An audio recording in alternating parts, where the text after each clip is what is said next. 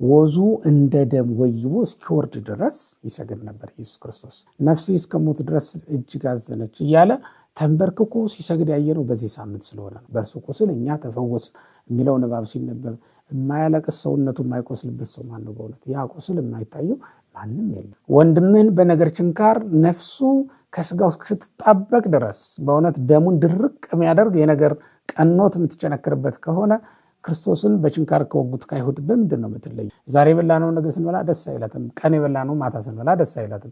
ይክፋት፣ ደስ አይበላት። ታዲያ ዛሬ የታለ? ዛሬ ያለበስነው ተራቁቶ አይተነው ያለበስነው የታለ ክርስቶስ? ተርቦ አይተን ያበላነው የታለ ክርስቶስ? 18 ሰዓት ሙሉ እህል አላቀመሱትም። ክርስቲያን ገብታ መቀደሷን መስዋዕት ማሳረጓን ትተውና በቅኔ ማህሌት ጥቁር ልብስ ለብሳ ግብረ ሕማማት እያነበበች ብቻ በጸሎት ላይ ትጠመዳለች ማለት ነው። በቤተክርስቲያናችን ስብስብ የሚባሉ መጻሕፍት አሉ። የሕማማቱ ሳምንት ብለን እንጠራዋለን። አለበለዚያም ደግሞ የፍቅር ሳምንት ብለን ልንጠራው የምንችለው ወይም ደግሞ የሚገባው ሳምንት ነው ማለት ነው። ይህ ሳምንት በመብል በመጠጥና በሌሎችም ነገሮች ሰውነትን ለማስደሰት ማንም እንዳይሞክር ከኛ መካከል ባልና ሚስት በምንጣፍ እንዳይገናኙ የተከለከለበት ሳምንት ነው። መራራዋ ቀን ትመጣለች። ዕለተ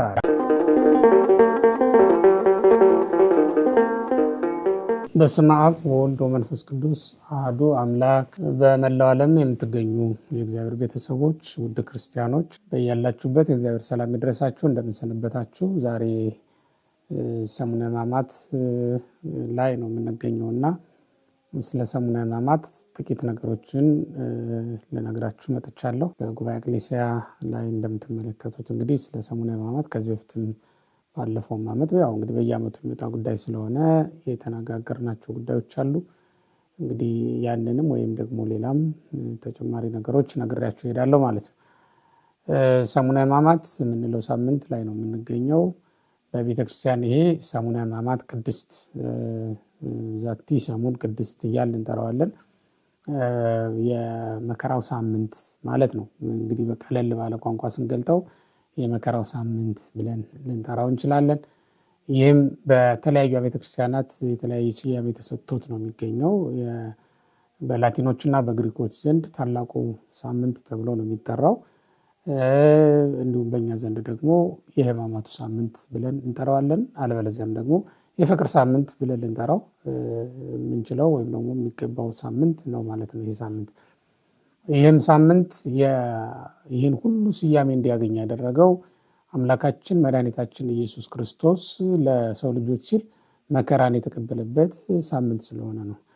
ታላቁ መባሉም የሕማማት ሳምንት መባሉም የፍቅር ሳምንት መባሉም ታላቁ ፍቅር የተገለጠው በዚህ ሳምንት ነው። እንግዲህ እንደሚታወቀው አንዱ ስለ ሌላው ተላልፎ መሞትን ያውም ስለ በደለኞች፣ ስለ ጻድቃን አይደለም፣ ስለ ደጋግ ሰዎችም አይደለም፣ ስለ ክፎችና በኃጢአት ስለተዳደፉ ሰዎች ቤዛ ሆኖ በመስቀል ላይ አምላካችን መድኃኒታችን ኢየሱስ ክርስቶስ መዋሉን የምንናገርበት ሳምንት ነው ይሄ ሳምንት ማለት ነው። ለዚህ ነው ሰሙነ ሕማማት ወይም የሕማማት ሳምንት ብለን የምንጠራው ከዚህ የተነሳ ነው ማለት ነው። ይሄ ሳምንት የአብይ ጾም የመጨረሻው ሳምንት ነው። እንደሚታወቀው በመጀመሪያ አካባቢ ላይ ይኖሩ የነበሩ ክርስቲያኖች የትንሣኤው ዋዜማ ላይ የሚገኘውን ሳምንት እንደ ጾም አድርገው ይቆጥሩት ነበረ። ያው የጾም ስርዓት በሚገባ ከመሰራቱ አስቀድሞ በተለይም ደግሞ በቅዱስ ድሜጥሮስ የአጽዋማትና የበዓላት ቀመር በሚገባ ተስተካክሎ እስኪደርሰን ድረስ እንዲህ አይነት ወጣ ገባ ስርዓቶች ሊኖሩ ይችላሉ። በእነዚያ እንግዲህ በታሪክ የምንረዳው ይሄ የመጨረሻውን ሳምንት ወይም የፋሲካ ዋዜማ ላይ የሚገኘውን ሳምንት ክርስቲያኖች ከጥሉላት ምግብ በመከልከል አትክልትና ፍራፍሬዎችን ብቻ በመመገብ ያከብሩት እንደነበረ እንረዳለን ማለት ነው። ይህም እንግዲህ በታሪክ እንደምንረዳው ክርስቲያኖች የመጨረሻውን ሳምንት ለእኛ ነው የመጨረሻ እንጂ በእርግጥ ለእነሱ ሳይጾሙ ስለሚቆዩ የፋሲካ ከመድረሱ ቀደም ብሎ አንድ ሳምንት ቀደም ብሎ ያለውን ሳምንት ነበር እንደ ጾም የሚቆጥሩትና ጾመው ፋሲካን ይቀበሉ ነበር ማለት ነው። እኛ ደግሞ 40ውን ቀን ስንጾም እንቆያለን። እነሆ 40ው ቀን ዓርብ የተጽኖ የምንለው ዓርብ ማለት ነው የኒቆዲሞስ ዓርብ ያን ቀን ይፈጸማል። ከዚያ በኋላ ደግሞ እንግዲህ በሰርከ እሁድ በሰርከ ሆሳዕና ማለት ነው ሕማማት እንቀበላለን። እንግዲህ ሕማማት የምንለው ከየት እስከ የት ያለውን ጊዜ ነው የሚለውንም በዛው ልንገራችሁ። ሕማማት የምንለው ከሰርከ ሆሳዕና ነው የሚጀምረው። ከሆሳዕና ዕለት ቤተክርስቲያን አክብረን እንመጣለን። ጸሎተ ፍታት ይደረስልናል። በሰርክ እንግዲህ የሕማማት መግቢያ ነውና ከዚያ ቀን ጀምሮ በግብረ ሕማማት ነው የምንጠቀመው። ቅዳሴም ላይ አይታችሁ ከሆነ በሆሳዕና ዕለት ቅዳሴም ላይ የሚነበቡ ምንባባት ከግብረ ሕማማት ነው የሚወጡት። ግብረ ሕማማት የምንለው መጽሐፍ አለ ራሱን ችሎ ተውጣቶ የክርስቶስን መከራ ብቻ የሚናገር መጽሐፍ ነው።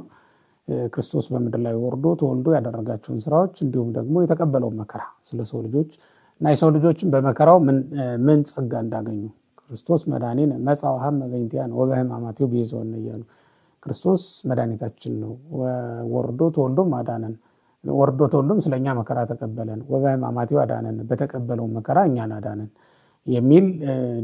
የሚል ይዘት ያላቸው ንባቦች በጠቅላላ ከኦሪትም ከሐዲስም ከሊቃውንትም ከድርሳናትም እየተውጣጡ የሚነበቡበት የተሰባሰቡበት መጽሐፍ ነው። እስትጉቡ ነው መጽሐፉ፣ ስብስብ ነው። በቤተክርስቲያናችን ስብስብ የሚባሉ መጻሕፍት አሉ። ስብስብ የሚባሉ መጻሕፍት እንደ ሃይማኖተ አበው፣ እንደ ስንክሳር፣ እንደ መጽሐፈ ሐዊ እና እንደዚህ ግብረ ሕማማት የምንላቸው እነዚህ ስብስብ መጻሕፍት ወይም እስትጉቡ ነው የሚባሉት ማለት ነው። ከተለያዩ መጻሕፍት የተውጣጣ ማለት ነው እና ተውጣቶ ግን አንድ መጽሐፍ ሆኖ የቀረበ እነ ስንክሳራውን ከመጽሐፈ ገነት እየተውጣጡ የመጡ ናቸው። ከተለያዩ ድርሳናት እና ከተለያዩ ዜና አበው እና ሌሎችም መጻሕፍት ተውጣቶ ነው እንግዲህ መጽሐፍ የሚሆኑት ማለት ነው። ይሄ ግብረ ሕማማትም ልክ እንደዛው ሆኖ የሚመጣ መጽሐፍ ነው። እሱን መነሻ አድርገን እንግዲህ በዚህ ሳምንት ንባብ እያነበብን እየጸለይን እንቆያለን ማለት ነው። ይሄንን ካልኳችሁ እነዚህ የሕማማት ሳምንት የሚባሉት ከሰርከ ሆሳዕና ጀምሮ እስከ ቀዳም ሶር እስከ ትንሣኤ ማታ ድረስ ማለት ነው። የትንሣኤ ዕለት ዋዜማ ማታ ድረስ ወይም ትንሣኤ ከለላመነ ብርሃነ ከፈኑ ብለን እስክንዘምርበት ጊዜ ድረስ ያለው መከራውን የምናስታውስባቸው ሳምንታት ናቸው ማለት ነው። ምናልባት እነዚህ ቀናት ከ5 ቀን ተኩል የሚሆኑ ናቸው የሚሆኑት ማለት ነው።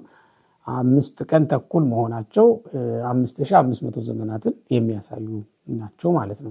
ይሄ ከሰርከ ሆሳዕና ጀምራችሁ ስትቆጥሩ ያው ሌሊቱን ነው የምንቆጥረው ወደዚያ እና የቀዳም ሶር ማታ ድረስ ማለት ነው። እኩሌታው ከዛ ነው የምታገኙት፣ መጨረሻ ላይ ነው እኩሌታው የምታገኙት።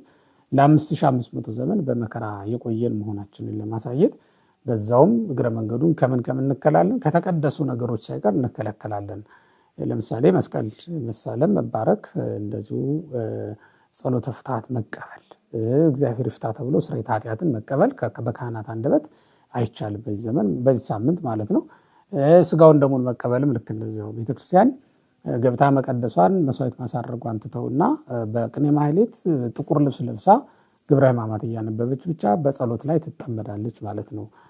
በጸሎተ ሐሙስ ከሚደረገው ቅዳሴ በስተቀር ያም ስርዓተ ምስጢር ዘቁርባን የታየበት የቅዱስ ቁርባንን የተቀበልንበት የመጀመሪያው ቀን ስለሆነ ያንን ለማስታወስ በዚያ ቀን ከሚቀደሰው ቅዳሴ በስተቀር ቤተክርስቲያን አገልግሎቷን ሁሉ ትታ ወደ ሕማማቱን ወደሚያስታውሱ ምንባባት ፊቷን ታዞራለች።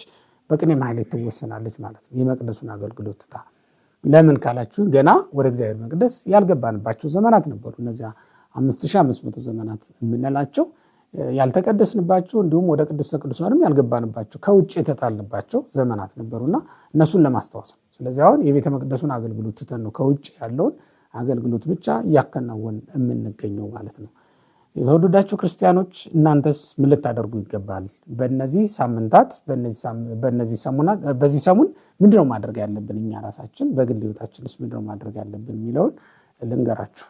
አንደኛው በቤተክርስቲያን ከሌላው ጊዜ በተለየ ሁኔታ በቤተክርስቲያን በመሰብሰብ ስለ መከራው የሚናገሩ መጻሕፍትን መስማትና ከመከራው ተሳታፊ ያደርገን ዘንድ በስግደት በጾምና በጸሎት በትልቅ ስግደት ውስጥ መቆየት ይኖርብናል ማለት ነው።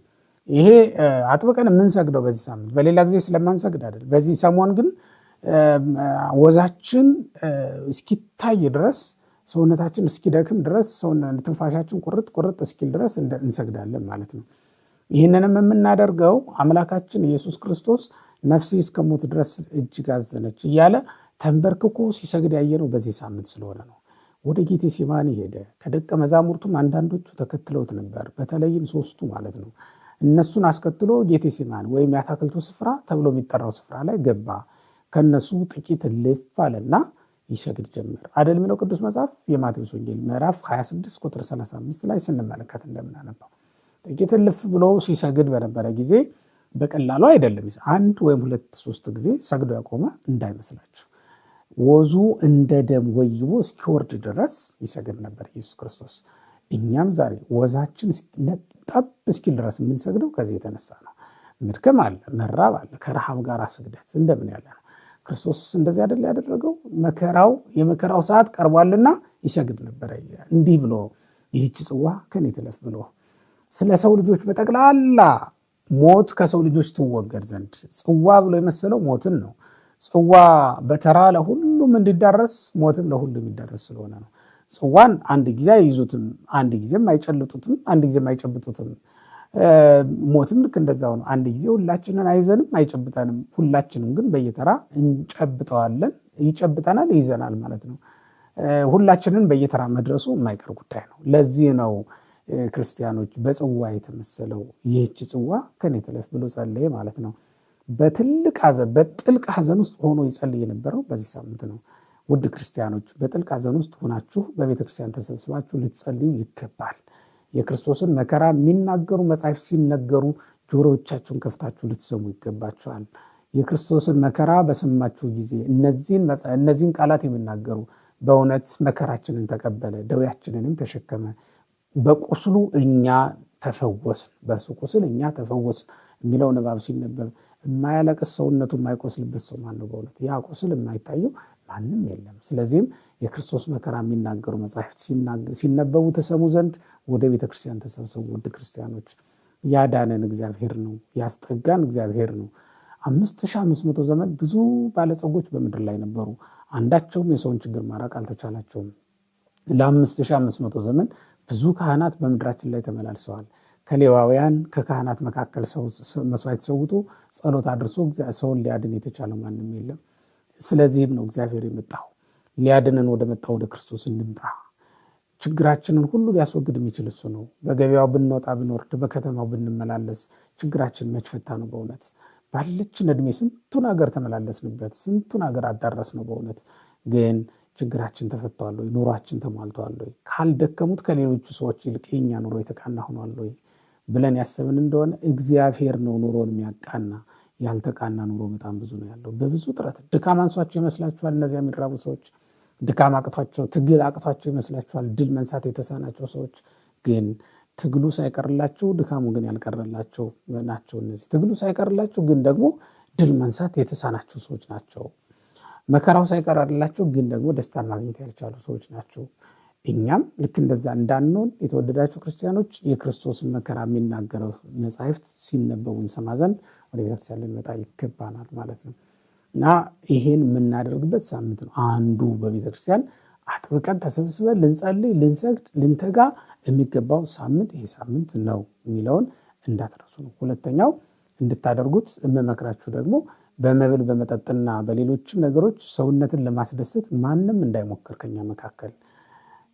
ሴቶች ጌጦቻችሁን አውልቁ፣ ወንዶችም እና ሌሎችም ቢሆን ጌጠኛ ልብሶቻችሁን ተው። በእውነት ክርስቶስ ራቁቱን ሆኖ የታየባት ሳምንት ናትና ሰማይና ምድርን በጸጋ የሸፈነ ምድርን በአበቦች ያስጌጠ እግዚአብሔር ሰማያትንም በከዋክብት ያስጌጣቸው አምላክ ራቁቱን የታየበት ሳምንት ነው። ታዲያ የእናንተ ጌጥ ምንድን ነው? የእኛ ጌጥ ክርስቶስ አይደለም? በእውነት እኛ ከክርስቶስ በቀር ጌጥ አለን? ነፍሳችን የምታጌጠው በክርስቶስ አይደለምን? በምድር ላይ ባሉ አልባሳት፣ በምድር ላይ ባሉ በውድ ዋጋ በተገዙ ጌጣጌጦች ነው እኛ የምናጌጠው ማለት ነው? በፍጹም እንደዛ አይደለም። ስለዚህ ጌጦቻችሁን አኑሯቸው፣ ጌጠኛ ልብሶቻችሁንም ተዋቸው። በእነሱ ምክንያት የምታገኙትን ተድላ ደስታ እጡት። መብል መጠጥ፣ ጣፋጭ ምግብ በመብላትም የምታገኙትን ሰላም፣ የምታገኙትን ደስታ ተውት። በእውነት የእግዚአብሔር ቤተሰቦች መጽሐፍ የሚነግረን እንደዚያ ስለሆነ ነው። መጽሐፍት ሁሉ በዚህ ሳምንት እንድናዝን ነው እየመከሩን ያሉት ማለት ነው፣ እንድንደሰት አይደለም። ስለዚህ በመብል በመጠጥ የሚመጣ ተድላ ደስታን ሁሉ መተው፣ በጌጥ ምክንያት የምታገኙትን ኩራት፣ ትዕቢት፣ እሱ ሁሉ መተው። ክርስቶስ ስለኛ ራቁቱን መሄዱን ለመግለጥ ያንን ሁሉ መቀበል ይኖርብናል ማለት ነው። ሶስተኛው በዚህ ሳምንት ልትተውት ልንተወው የሚገባው ትልቁ ነገር ባልና ሚስት በምንጣፍ እንዳይገናኙ የተከለከለበት ሳምንት ነው። በፍጹም ባልና ሚስት ከተቻለ ካልጋቸው ወርደው ይህን ሳምንት ማሳለፍ ይገባል። ካልሆነም እንኳን ደግሞ በምንጣፍ እንዳይገናኙ ተከልክለዋል። በምንጣፍ እንዳይገናኙ ተከልክለዋል እና ክርስቲያን የሆነ ሁሉ በዚህ ሳምንት ባል ከሚስቱ ሚስትም ከባሏ የሚያገኙትን ደስታ ስለ ክርስቶስ ብለው የተናቀል ያደርጉ። ስለ ረከስ አይደለም፣ ስለ ክርስቶስ ብለው የሚተውበት ሳምንት ነው ማለት ነው። ጻድቃን ስለ ክርስቶስ ብለው እድሜ ዘመናቸውን ትተውት ይኖሩ የለ? እናንተ ደግሞ በዚህ ሳምንት ስለ ክርስቶስ ብላችሁ ልትተውት የሚገባ ነው ማለት ነው። አራተኛ በዚህ ሳምንት በተለየ ሁኔታ ለማለት ነው፣ በተለየ ሁኔታ በዚህ ሳምንት ማንንም በነገር ፍላጻ ሊወጋ አልተፈቀደለትም። ክርስቲያን የሆነ ሁሉ ከዚህ ሊጠነቀቅ ይገባል። ክርስቶስን እንዳሳደዱት፣ ክርስቶስን በፍላጻ እንደወጉት፣ በጦር እንደወጉት፣ በችንካር እንደቸነከሩት እንዳይሁድ መሆን ነው። ወንድምህን በነገር ፍላጻ የምትዋጋ ከሆነ የጌታን ቀኝ ጎን ከወጋው ወንበዴ በምን ትለያለህ? ወንድምህን በነገር ችንካር ነፍሱ ከስጋው ስትጣበቅ ድረስ በእውነት ደሙን ድርቅ የሚያደርግ የነገር ቀኖት የምትቸነክርበት ከሆነ ክርስቶስን በችንካር ከወጉት ከአይሁድ በምንድን ነው የምትለየው? በፍጹም ልትለዩ። ከአይሁድ ማህበር እንዳንዱ ልንሆን አይገባንም። ከአይሁድ ማህበር አጥንት እስኪታይ ድረስ የሚናገሩ ሰዎች አሉ። አጥንቱን እስኪሰበር ድረስ በነገር የሚያደቁ ሰዎች አሉ። በነገር በሎታ ቅጥቅጥ አድርገው ሰውን የሚደበድቡ ሰዎች አሉ። ይሄ ክርስቲያን የሆነ ሁሉ ሁልጊዜ ሊያደርገው የሚገባ ነው። አብሶ ደግሞ እየበለጠ ደግሞ በዚህ ሳምንት ተጠንቅቃችሁ ልታደርጉት ይገባል። በለስላሳዋ ምላሳችን የሰበርናቸው ሰዎች በጣም ብዙዎች ናቸው። ሲማታ በማይታየው ምላሳችን ያደቀቅናቸው ሰዎች በጣም ብዙዎች ናቸው። ቀላል አይደለም። ይሄ መከራ ከባድ ነው። ስለዚህም ክርስቶስን እንዳሰቃዩት እንዳይሁድ እንዳንሆን ነው። እነዛ ክርስቶስን አደረጉ። አሁን ደግሞ ወንድምህን የምታደርገው ከሆነ በሌላ መንገድ የክርስቶስ ገዳይ አንተ ነህ። ምክንያቱም ከነዚህ ከታናናሾች ለአንዱ ያደረጋችሁት ለእኔ ማድረጋችሁ ነው ብሎ የለም? ታናናሾችን ብናከብር ክርስቶስን ማክበር አይደለምን? ታናናሾቻችንን ብናስደስት ክርስቶስን ማስደሰት አይደለምን? እንደዚያ እኮ ነው መሆን ያለበት። ስለዚህ እሱን እናድርግ ነው። አራተኛው እንዲሁ ነዳያን ደስ የሚሰኙበትን ስራ መስራት ይገባናል። ነዳያን ክርስቶስን ይወክላሉ። ክርስቶስ ከታናናሾቹ በአንዱ ነው ራሱን የወከለው። ዘገበርክሙ ለአሐዱ እምእሉ ንዑሳን ሊተገበርክሙ ነው ያለው። ከነዚህ ከታናናሾች ለአንዱ ማድረጋችሁ ለእኔ ማድረግ ነው ብሎ ነው የተናገረው። ክርስቶስን አግኙት። በእውነቱ በዚህ ሳምንት ደግሞ አይሁድ መራራ ሐሞት ጋቱት። እንዲህ ብቻ ብለን አልፈን መሄድ አይደለም። መራራ ሐሞትን አይሁድ ሲግቱት ተመልክታችሁ እናንተ ደግሞ የሚጣፍጠውን ስጡት።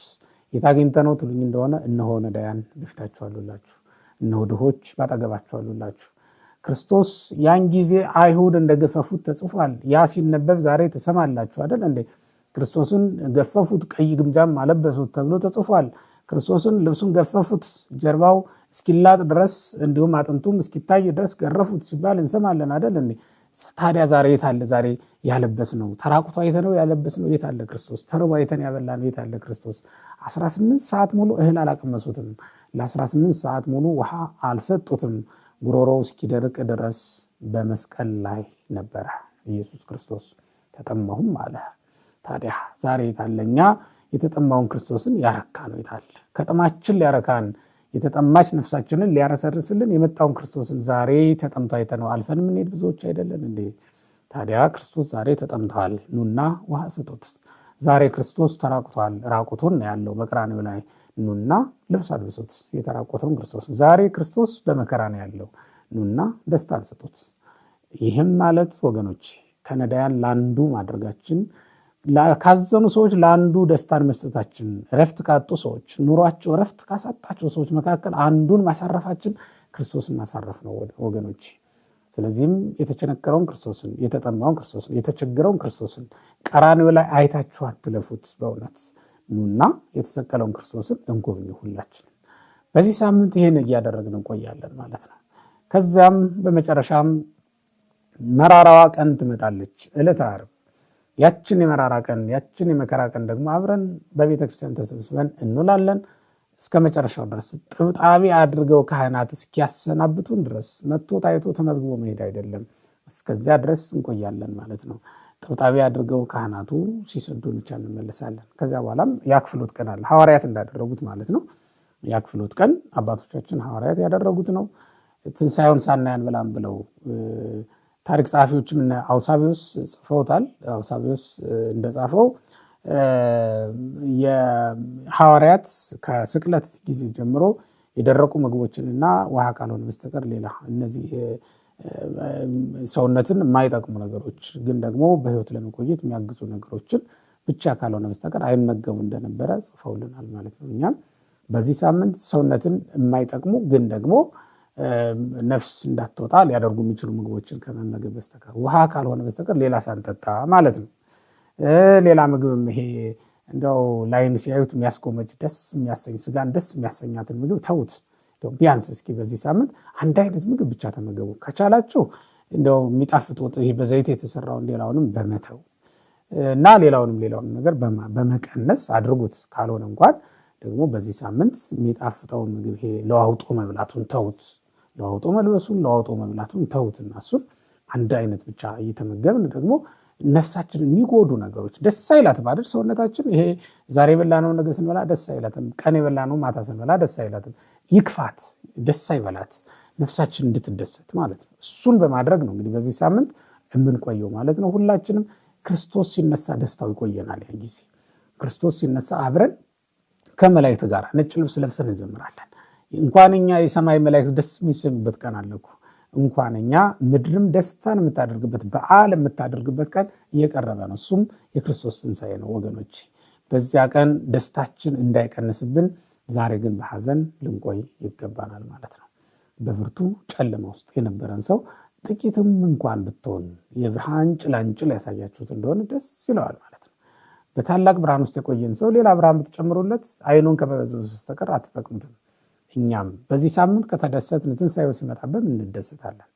ስለዚህ ክርስቲያኖች የሐዘን ወቅት ነው፣ ተጀምሯል ሕማማቱ። በሰርከ ሆሳዕና የተጀመረ ሰሙነ ሕማማት እንግዲህ ከዚህ ጀምሮ እስከ ቅዳሜ ማታ ድረስ በሕማማት እንቆያለን ወይም ሰሙነ ሕማማት እያልን እናከብራለን። በእነዚህ ሳምንታት የክርስቶስን መከራ እያስታወስን እንድንቆይ አደራ ማለት እፈልጋለሁ። ክርስቶስ መድኃኒነ መጽአ ወሐመ በእንቲአነ ወበሕማማቲሁ አድኀነነ። ክርስቶስ መድኃኒታችን ነው። ወርዶ ተወልዶም ስለኛ መከራን ተቀበለ፣ በተቀበለው መከራም አዳነን ትላለች ቤተክርስቲያናችን። ሁላችንንም እንግዲህ ለብርሃነ ትንሣኤው በሰላም ያድርሰን። ደህና ሁኑ።